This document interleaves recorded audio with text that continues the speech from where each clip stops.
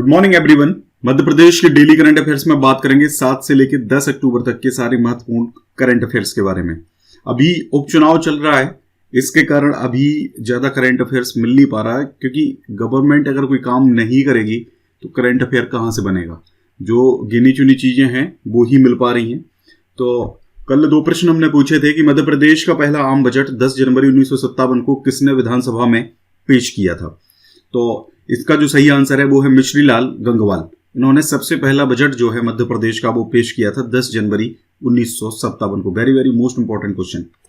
अगला प्रश्न है, मध्य प्रदेश के समस्त विश्वविद्यालयों में एकीकृत नवीन पाठ्यक्रम प्रारंभ किया गया है, बताइए इसे कब प्रारंभ किया गया था। तो इसका जो सही आंसर है वो है जुलाई 1986। संजय दांगी ने अच्छा आंसर किया है, इसका सटीक आंसर किया है। मध्य प्रदेश का पहला बजट 10 जनवरी 1957 को वित्त मंत्री मिश्री लाल गंगवाल ने पेश किया था। इस समय मध्य प्रदेश के मुख्यमंत्री भगवंत राम मंडलोई थे और राज्यपाल थे बी पट्टाभी सीतारमैया। भारत के संविधान के अनुच्छेद 112 में केंद्रीय बजट तथा अनुच्छेद 202 में राज्य के बजट का प्रावधान है। बजट एक होता क्या है एक्चुअल में, एक वित्तीय वर्ष में सरकार द्वारा प्राप्त की जाने वाली कुल आय तथा कुल व्यय का अग्रिम अनुपात, ये बजट होता है आपका। वर्ष 2017-18 तक मध्य प्रदेश का वित्तीय वर्ष 1 अप्रैल से 31 मार्च तक होता था, परंतु शंकराचार्य समिति के अनुशंसा पर वर्ष 2018-19 से राज्य सरकार ने वित्तीय वर्ष 1 जनवरी से 31 दिसंबर तक कर दिया। हालांकि ये सिर्फ कागजी कार्रवाई इस पर हुई थी, उसके बाद घोषणा समझ लीजिए कि घोषणा हुई थी कि ऐसा किया जाएगा, बट ऐसा अभी तक क्रियान्वयन इसका नहीं हो पाया है। मध्य प्रदेश के वर्तमान वित्त मंत्री हैं जगदीश देवड़ा। स्वतंत्र भारत का पहला बजट वित्त मंत्री आर के षणमुखम चिट्टी ने प्रस्तुत किया था।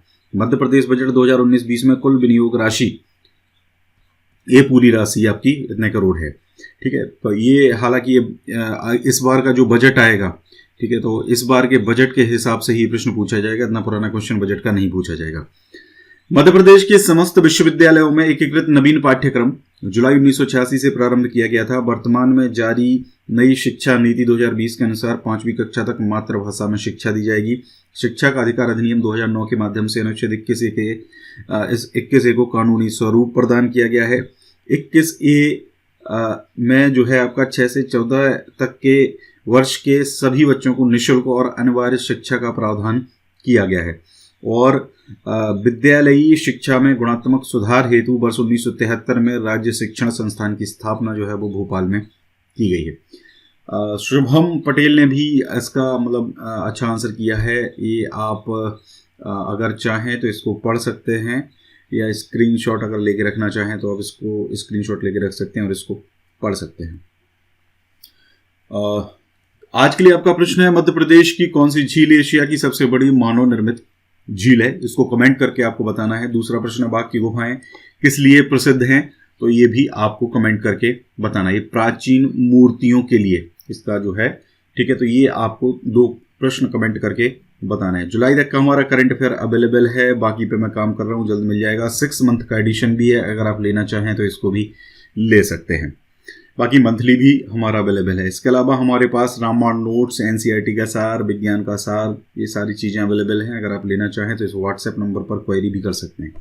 चलिए स्टार्ट करते हैं। पहला प्रश्न है, किस जिले में बनाए जा रहे विधि विश्वविद्यालय का लोकार्पण अभी हाल ही में किया गया है। देखिए, ये जो विधि विश्वविद्यालय है ये बनाया जा रहा है उज्जैन जिले में। उज्जैन में एक जगह है नागझरी, वहां पर 6.50 करोड़ रुपए की लागत से विधि महाविद्यालय बनाया जा रहा है। उसमें अभी हाल ही में 10% सीटें भी बढ़ा दी गई। इस कॉलेज का जो नामकरण है ये महत्वपूर्ण है, सम्राट विक्रमादित्य के नाम पर इसका नामकरण होगा। तो आप समझ सकते हैं कि सम्राट विक्रमादित्य का संबंध जो है वो कहाँ से है, उज्जैन से ही है, ठीक है, तो ध्यान रखिए आप।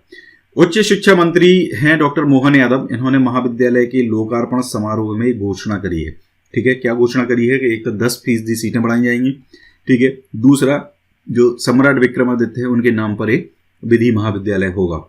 इसके अलावा थावरचंद गहलोत, ठीक है, ये मुख्य आतिथ्य में कार्यक्रम यहाँ पर संपन्न हुआ था। एक केंद्रीय सामाजिक न्याय और अधिकारिता मंत्री हैं।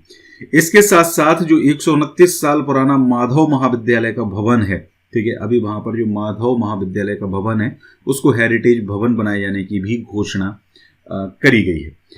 थावरचंद गहलोत के बारे में थोड़ी सी बात करें अगर, तो भारतीय जनता पार्टी के राजनेता हैं, भारत के केंद्रीय सामाजिक न्याय एवं अधिकारिता मंत्री हैं, मध्य प्रदेश से राज्यसभा सदस्य भी हैं, ठीक है। और इनका जो जन्म है ये हुआ था नागदा में, जो आपका उज्जैन में है, मध्य प्रदेश का एक प्रस्तावित जिला भी है, ठीक है, ध्यान रखिए, मध्य प्रदेश का एक प्रस्तावित जिला भी है।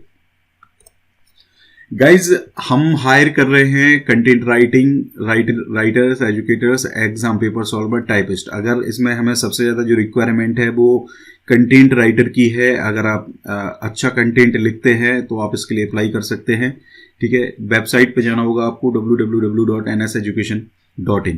बहुत सारा काम है, वेबसाइट ब्लॉगिंग का काम है, आपको पोस्ट लिखनी पड़ेंगी वेबसाइट पे। इसके अलावा काम बहुत सारा है। अगर आपको लगता है आप अच्छे से काम कर सकते हो, हमारा डेमो के बेसिस पे हम सेलेक्ट करते हैं। डेमो अगर अच्छा जाएगा तो हम आपको हायर कर लेंगे। अगला प्रश्न है, किस राज्य की पुलिस द्वारा राज्य में अलग से साइबर कैडर बनाने की अनुशंसा की गई है? देखिए, ये जो राज्य पुलिस है मध्य प्रदेश है। मध्य प्रदेश की पुलिस ने अभी हाल ही में अलग से साइबर कैडर बनाने की अनुशंसा की है, और ये जो है आपका पुलिस मुख्यालय को इन्होंने भेजा है, जिसे पुलिस मुख्यालय ने सैद्धांतिक सहमति देते हुए ये अनुशंसा शासन स्तर पर पहुंचा दी है, यानी कि ये गृह मंत्री स्तर पर जाएगी। वहां अगर गृह मंत्री इसको पास कर देते हैं तो ये अलग से एक कैडर बना दिया जाएगा। आपको पता है पुलिस जो है वो अलग अलग उनके कैडर्स होते हैं, अलग अलग कैडर, जैसे फॉर एग्जांपल स्पेशल ब्रांचेस जैसे होती हैं, ठीक है, वे अलग से काम करते हैं, ठीक है। इस तरीके से बहुत सारे कैडर इसमें होते हैं। ऐसे ही एक कैडर जो है वो साइबर कैडर बनाया जाएगा, और इसमें जो नियुक्तियां हैं वो अलग से होगी।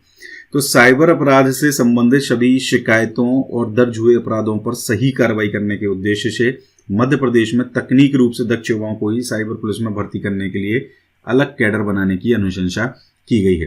तो यहाँ पर वैकेंसीज आने की भी है, कुछ वैकेंसीज इसमें आएंगी जो अलग से आएंगी, और स्पेशली जो कंप्यूटर से रिलेटेड BCA MCA होते हैं, या कंप्यूटर साइंस या IT से इंजीनियर्स होते हैं, उनको इसमें रिक्रूट किया जाएगा, ठीक है। तो ये कुछ शायद 50-55 के आसपास वैकेंसीज इसमें निकलेंगी।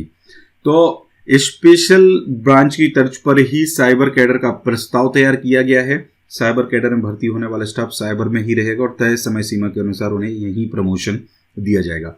तो अभी ये कैसे काम करता है? अभी एक्चुअल में क्या होता है, जैसे कोई सब इंस्पेक्टर है और इनको सब इंस्पेक्टर लेवल का कोई बंदा साइबर के लिए चाहिए, तो ये उसको प्रतिनियुक्ति पे अभी साइबर डिपार्टमेंट में बुला लेते हैं। तो अभी इस प्रकार से इनका पूरा काम चलता है।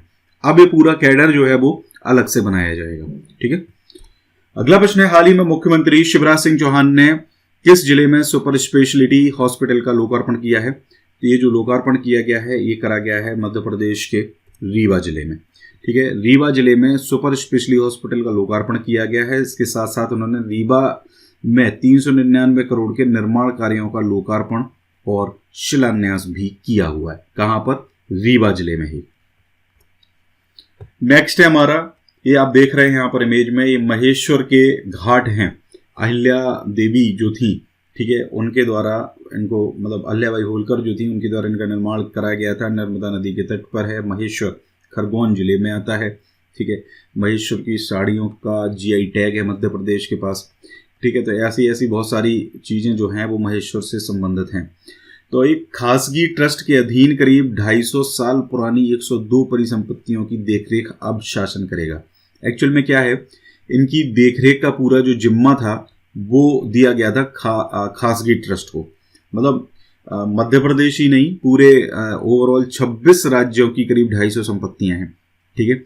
इन 26 राज्यों की सारी 250 संपत्तियों की देखरेख अभी खासगी ट्रस्ट था, ये कर रहा था। लेकिन अभी हाल ही में कुछ घपला इसमें हो रहा है, घोटाला कुछ इसमें हो रहा है। ये लोग क्या कर रहे हैं, कोड़ियों के दाम पर इनको बेच रहे हैं, क्योंकि इनका कहना है कि हम इतने पैसे में इसको मैनेज नहीं कर पा रहे हैं। इनके वकील ने ऐसा कहा एक्चुअल में कि बहुत कम पैसा होता है और उस पैसे में हम इनको मैनेज नहीं कर पा रहे हैं।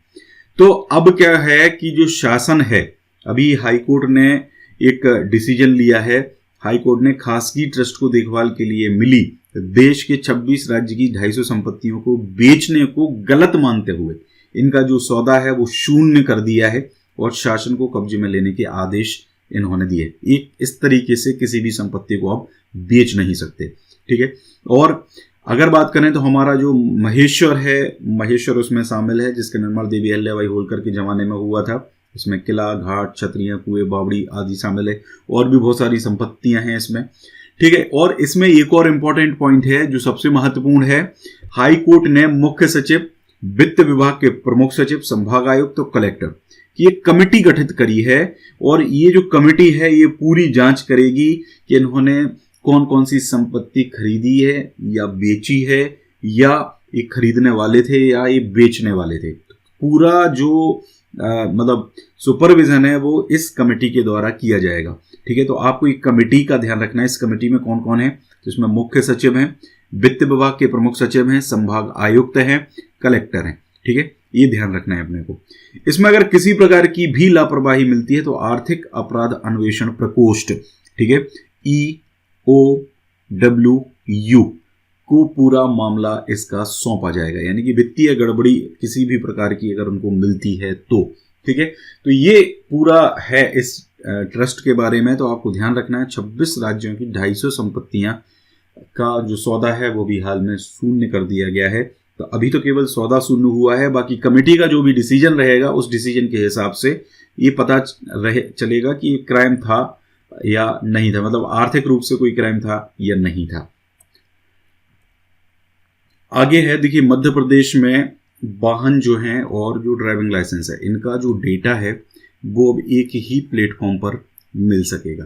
ठीक है, इसके लिए वाहन और सारथी की लिंक हर प्रदेश के परिवहन विभाग की वेबसाइट पर दी जाएगी।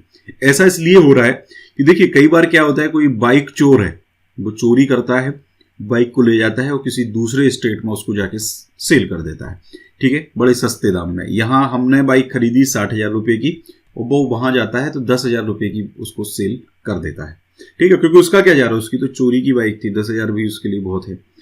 अब क्या होगा कि जब इस तरीके का डेटा होगा और उसकी जो लिंक है वो हर प्रदेश के परिवहन विभाग की वेबसाइट पर होगी, तो जब भी दूसरा स्टेट उस राज्य में किसी भी वाहन को नया रजिस्ट्रेशन देगा या किसी पुराने वाहन का रजिस्ट्रेशन करेगा, तो वो वहां जाके एक बार चेक कर सकता है कि कहीं ये वाहन आपका चोरी का तो नहीं है।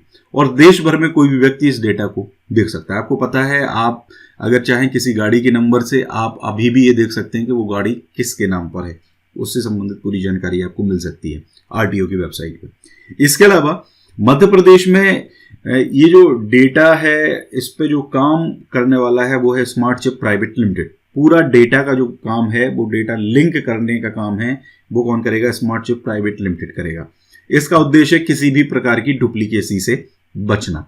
कोई भी व्यक्ति एक ही राज्य में अपना दोबारा ड्राइविंग लाइसेंस नहीं बनवा सकेगा, साथ ही एक राज्य के वाहन का दूसरे में फिर से रजिस्ट्रेशन भी नहीं किया जा सकेगा। इससे चोरी किए गए वाहनों का दूसरे राज्य में रजिस्ट्रेशन नहीं करवाया जा सकेगा। तो ये काम मध्य प्रदेश में बहुत अच्छा हो रहा है। तो गाइस, ये पूरा था हमारा आज का करंट अफेयर का वीडियो अगर अच्छा लगा है तो ज़्यादा से ज़्यादा लाइक करें, ज़्यादा से ज़्यादा लोगों तक पहुंचाएं, वीडियो को शेयर करें। Thank you very much.